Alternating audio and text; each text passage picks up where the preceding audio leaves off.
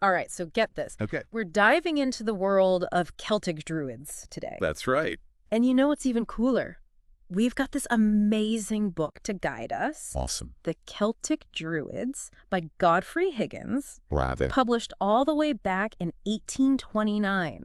Wow, that's old. It's like a time capsule Totally. packed with historical accounts, archaeological observations, and even some theories about their rituals and beliefs. You know, what's really fascinating is that Higgins was writing at a time when archaeology was still kind of in its early stages. Yeah, that's true. He was like piecing together this puzzle with only a few pieces, you know. I can imagine. Yeah. We've even got some diagrams of ancient sites from the book. Oh, cool. Like Stonehenge and Avebury, Right. and descriptions of artifacts found there. That's amazing. So are Yeah. you ready to uncover the mysteries of the Druids with me? I am so ready. Let's do it. We're going to explore their practices, decode the symbolism of their monuments, and examine the evidence Higgins presents to connect them to ancient civilizations from all over the world. Sounds like a plan. Let's dive in. Let's go. So one of the things that really stood out to me Yeah. was Higgins's idea that the Druids weren't just some isolated group in ancient Britain. Right. He saw them as part of something much bigger, a much older tradition. Absolutely. That was like the core of his argument. Okay, so how did he try to prove that? Well, one of the key things he focused on was language. Language. Yeah, he spent a lot of time breaking down words and their origins. Oh, interesting. He was convinced that traces of Celtic languages, Like Irish and Welsh. exactly, could be found in ancient Sanskrit, Hebrew, and even Egyptian. Wow, that's a pretty wild idea. It is, but he saw it as a major clue, Pointing to what? a common source for all these cultures. Cultures that, on the surface, seem totally different. Right, like they had this shared ancient history that had been lost or forgotten. So is he saying that the Druids were like the keepers of this ancient knowledge? Kind of like that, yeah. Passing it down through generations, like a secret society guarding this ancient wisdom? In a way, yes. That's incredible. He really believed they held a deep understanding of astronomy, mathematics, and even medicine. Wow. What makes him think that? He pointed to the sophisticated alignments of Stonehenge as proof of their astronomical knowledge. Yeah, Stonehenge is mind-blowing. Can you imagine the kind of knowledge they might have possessed? It makes you wonder, right? Definitely. Okay, but Higgins wasn't just interested in what they knew. Right. He also wanted to figure out how they practiced their beliefs, their rituals, and ceremonies. That's right. He had some theories about those, particularly ones involving fire and even, Sacrifice. sacrifice. Yeah, I read that part. Kind of intense. It is, and this is where we need to be cautious. Why? While Higgins' work was based on what was known back then, Okay, some of his interpretations, especially about sacrifice, are pretty speculative, that makes sense. and they've been debated by scholars ever since. Right, so while he gives us a fascinating perspective, Absolutely. it's important to remember that our understanding of the Druids has evolved. Oh, definitely. A lot has changed since 1829. Yeah, it's like we have more pieces of the puzzle now. Exactly. But Higgins' work is still valuable I agree. because it shows us those early attempts to understand this mysterious culture. Like a glimpse into the past. Exactly. Speaking of mysterious, we can't forget about Stonehenge. Oh, yeah. Stonehenge? Higgins devoted a big chunk of his book to that monument. It's pretty captivating. He clearly believed it was much more than just a burial ground. Definitely. What did he think it was? He was convinced it was an astronomical observatory Really? used by the Druids to track the movements of the sun, moon, and stars. That's incredible. He even included diagrams in the book. Diagrams. Yeah, based on the work of a guy named Waltire. Wait, Waltire, wasn't he a philosopher who thought he cracked the code of Stonehenge? That's the one. What did he say? Waltire even built a model of Stonehenge No way! and claimed it could predict eclipses and other celestial events. Wow. And Higgins bought into that, He was fascinated by it. even though modern scholars haven't really confirmed it. Right. Interesting. But it shows you how captivating Stonehenge was, even back then. It's clear that Higgins wasn't the only one obsessed with it. Oh, definitely not. He mentions all these other researchers and antiquarians who are also trying to figure it out. They were all trying to crack the code. Who built it, what it was for. Such a mystery. There were so many different theories floating around, right? Oh, yeah. Lots of debate back then. Like, what were some of the ideas? Some folks thought the Romans built Stonehenge. The Romans? Yeah, others thought it was the Saxons. Wow, so all over the map. But Higgins was certain it was the ancient Britons. Interesting. possibly even people who lived before the Druids. So for him, Stonehenge was like proof Kind of, yeah. that the ancient inhabitants of Britain were way more sophisticated than people gave them credit for. Exactly. He saw it as this testament to their ingenuity and knowledge. And it fed into his whole theory about the Druids being connected to this much older, more widespread civilization. Absolutely. It's like Stonehenge was a key piece of the puzzle for him. It was a big one for him. But Stonehenge wasn't the only site that caught his eye. No. He also explored Avebury. Avebury. Yeah, that massive stone circle complex. Yeah, the one not too far from Stonehenge. That's the one. Huge. Like way bigger than Stonehenge. Right. It's amazing. It's like he was obsessed with connecting all these dots. He's a dot connector for sure. And Avebury, he calls it a temple. A temple. Yeah, Yeah. suggesting it had a religious purpose beyond just, looking at the stars.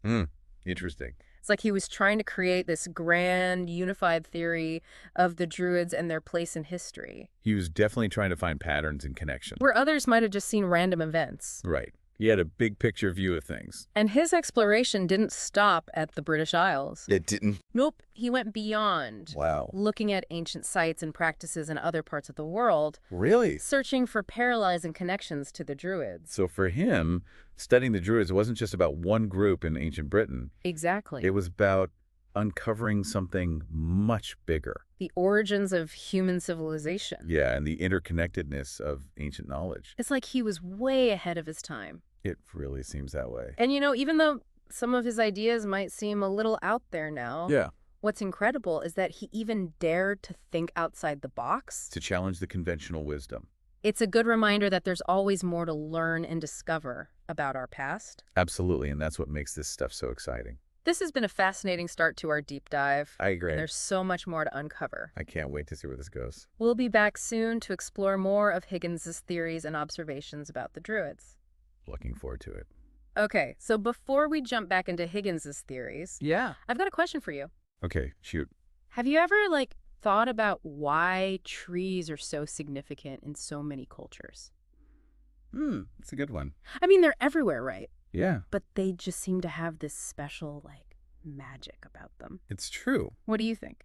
It's a great question, and one that Higgins really dives into. He does. He was fascinated by the Druids' connection to trees. Really? He even called them tree worshippers at one point. Tree worshippers way. He saw this connection to nature as a core part of their beliefs. So it was more than just, hugging trees. Oh, yeah, much It's deeper. like a spiritual thing. Exactly. Mm. Higgins believed those sacred groves. The ones mentioned in those old Roman texts. Yeah, those were like places of ritual and ceremony for the Druids. Like outdoor temples. Exactly. Yeah. Where they could connect with the divine through nature. It's kind of making me want to go find a sacred grove and just, meditate. Right.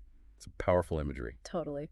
Yeah. But let's get back to Higgins and his detective work. We were talking about how he loved connecting the dots. He did. So besides language and monuments, what other clues did he use to, build his case? Well, he looked at artifacts. Artifacts? Like what? Remember those bronze axe heads we talked about? The ones found in burial mounds? Yeah, The ones called celts. Right, the Celts. Yeah. Higgins actually pushed back on the idea of Druids as warriors. Really? He pointed out that those axe heads were often found in ways that suggested they were used for rituals, not fighting. Interesting. So not like weapons. Maybe not. He even thought they might have been used for practical things, like clearing land. That changes things. It challenges the image we often have, right? Totally. So were there any other artifacts that caught his attention? He was really intrigued by coins. Coins. Yeah, coins found in Britain that had Celtic symbols and inscriptions. Wow, that's cool. And get this, he argued that these coins were from before the Romans came to Britain. Wait, really? Most history books say the Romans brought coins to Britain. I know, right?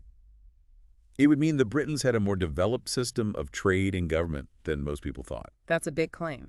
It is. But Higgins wasn't afraid to challenge the established narrative. I like that. A bit of a rebel. He definitely had a knack for shaking things up. Okay, so we've got language, monuments, artifacts. Yep. What about their beliefs? Like their spiritual side? This is where it gets really interesting, but also more open to interpretation. Okay, I'm intrigued.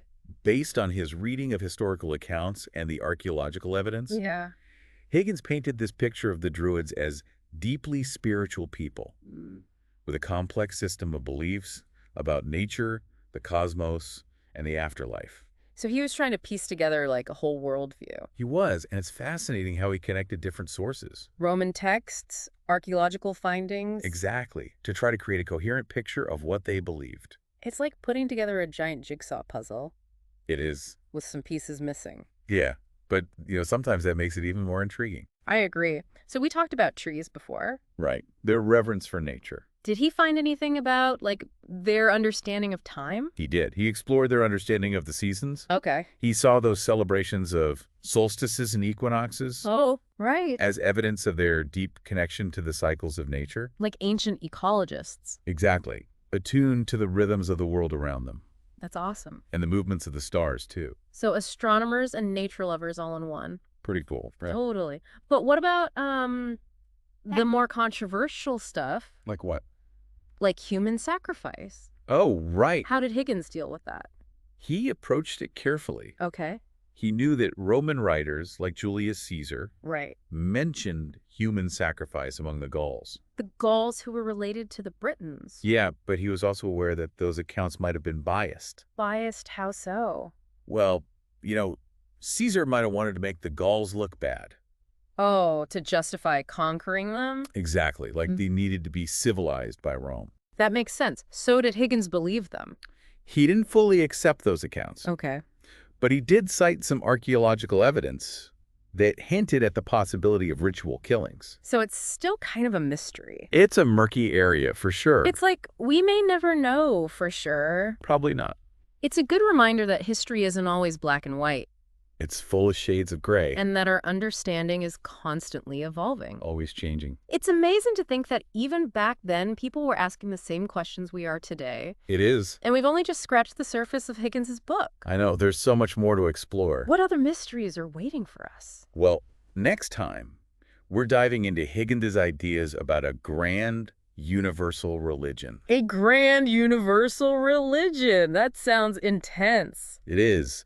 Get ready for things to get mystical. Okay, so we're back. Back again. Ready to dive into this grand universal religion idea? I'm ready, are you? Let's do it. All right. It sounds like something straight out of an Indiana Jones movie. A little bit, yeah. Like this secret ancient wisdom hidden away somewhere. And it really captured the imagination of scholars back then. They were just starting to explore, like, comparative mythology, right? Exactly. Searching for those universal symbols. The archetypes that connect different cultures. Across time and space. It's like a hidden language. A language of the soul, almost. Exactly. So imagine a world before organized religion. Right. A time when everyone was connected by this shared understanding of the universe. Where do the Druids fit into all of this? Well, Higgins believed they were like the guardians of this ancient wisdom in the West. Okay. He saw traces of this grand universal religion in their reverence for nature, their understanding of astronomy, their belief in a spiritual realm. Like they were keeping this ancient knowledge alive. Keeping the flame burning, yeah. He even compared Druidic practices to Hinduism and Buddhism. He did. He saw parallels. Really? Those seem so different. I know, but he pointed to similarities in their beliefs about reincarnation. Reincarnation? Wow. The importance of meditation and spiritual practices. Okay. Even their use of symbols like the serpent and the circle. So he was seeing these connections across cultures. He was. These threads running through human history. It makes you wonder, right? It does. I'm sure some people back then thought he was, like, pushing it a bit. Oh, I'm sure they did. Maybe even some folks today would be skeptical. Probably. But he was working with what he had. That's true. It was a different time. And he was asking big questions. That maybe nobody else was asking. He was a pioneer. So, besides all this theoretical stuff, Yeah. did he have any concrete examples to support his theories? He did. What? He dedicated a whole section to what he called circular temples. Circular temples? What are those? Those ancient stone circles all over Britain and Ireland. Stonehenge. Stonehenge, Avebury, all of them. Those mysterious rings of stone. They've fascinated people for centuries. I bet. Higgins was really interested in the number of stones in each circle. The number of stones. Yeah, and their connection to the stars. Wait, was he saying they were like ancient observatories? He was. That's amazing. He spent so much time analyzing their layout. Like Stonehenge and Avebury. Those and others. Looking for patterns. Alignments that might correspond to the cycles of the sun, moon, and stars. So he thought they were used to predict eclipses and stuff. That's what he believed. Wow, it makes you wonder about the people who built them. Their knowledge and skill. They must have been incredible. They were. And Huygens wasn't alone in thinking this, right? No, not at all. He was drawing on the work of other researchers. Like William Stukeley. Oh, yeah, I've heard of him. He also believed that the ancient Britons had advanced astronomical knowledge. They were all challenging those conventional ideas. Pushing the boundaries. It's so cool how Huygens brought together all these different things. What do you mean? The archaeology, the history, the symbols. Sully's case, yeah. Like he was weaving a tapestry. A tapestry of understanding. And even if some of his conclusions might be debated, Of course. there's no denying his passion. And his dedication to uncovering the truth. He encourages us to look at the past with fresh eyes. To question what we think we know. And to consider different perspectives. Exactly. Well, I think we've covered a lot in our deep dive into the Druids. We have. From their origins to their beliefs, their practices, those mysterious monuments. And their potential connection to ancient Eastern traditions. It's been a real journey. It has. And I hope our listener has come away with a deeper appreciation for this fascinating culture. You too. A culture that's still shrouded in mystery. Absolutely. And just like Huygens, maybe you'll be inspired to do your own digging. To explore the ancient world with a sense of wonder. Who knows what secrets are waiting out there? What connections you might find. That's a great thought to end on. I agree. So until next time, keep exploring, keep questioning, and keep diving deep